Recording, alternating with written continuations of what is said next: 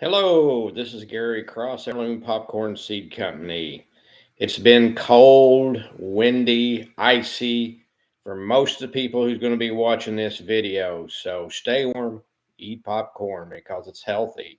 Remember, it has more iron than eggs. It is the highest fiber food you can eat. It is tasty. It is good for you. And it's fun.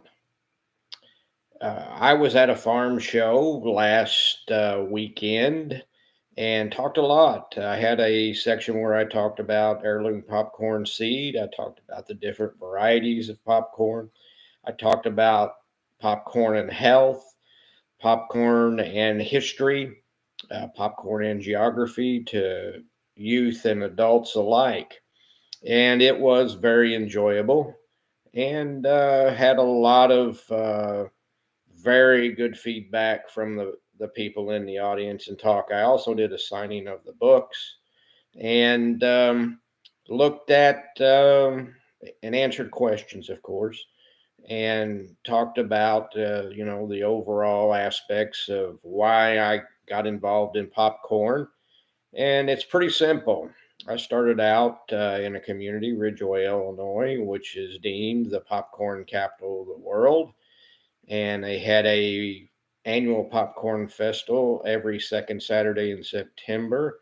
When I was growing up as a kid, free all the free popcorn you could eat during that Saturday. So you could go up there 50 times to get you a bag of popcorn and eat it, which was kind of unique, and it's still unique because they still do it. There in the small community of Ridgeway, Illinois. But there too, I learned a lot about agriculture. I learned a lot about rural communities. Learned a lot about growing popcorn, selling popcorn, um, the manufacturing process of popcorn, and appreciated all those things I learned while I was working in the seed business, not necessarily the popcorn seed business like I'm in now, but just the general seed business when we grew some popcorn and sold it to people overseas or domestically or wherever we could sell it. So, beyond that, um, I had a good weekend and enjoyed getting some of the books out to the kids that I wrote. And, I have several of those children's books. I got Youth Popcorn History.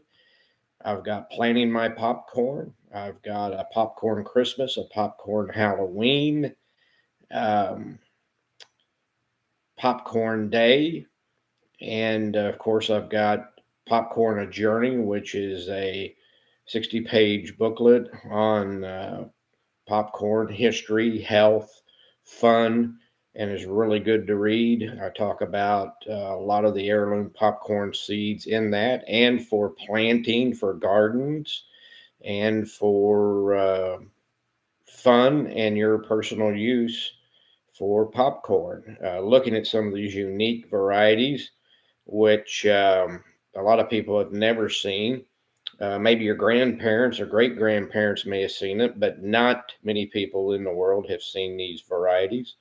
I was telling one young man at the farm show that uh, there's a popcorn shaped like a bear's paw.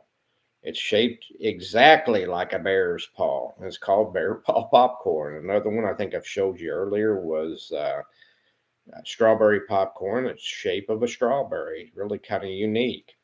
So there's a lot of rich history around popcorn, a lot of rich Native American history, and many different aspects of growing popcorn. And I'm going to talk about growing popcorn. It's going to be getting closer to spring here in a few months.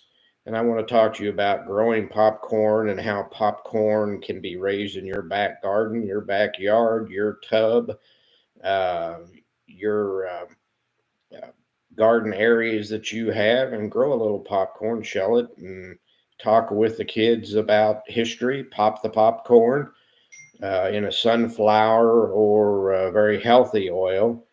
Um, you know, if you pop it in olive oil, that's very healthy. Palm oil is not as healthy. It pops very well, in palm oil and gives a pretty decent flavor, but it's not as healthy of a corn to do that. So next time when I get back on here, maybe we'll talk some more about the history of popcorn, about some of the varieties, of course, about some of the issues I've wrote about, maybe about what Andrew Smith uh, has wrote about in his book, Popcorn: A Social History. We'll talk about growing popcorn in the garden. I may talk about growing popcorn large scale. So let's look forward to next time, and I'll see you. Remember, heirloom popcorn seed at gmail.com if you want to write me. Thank you.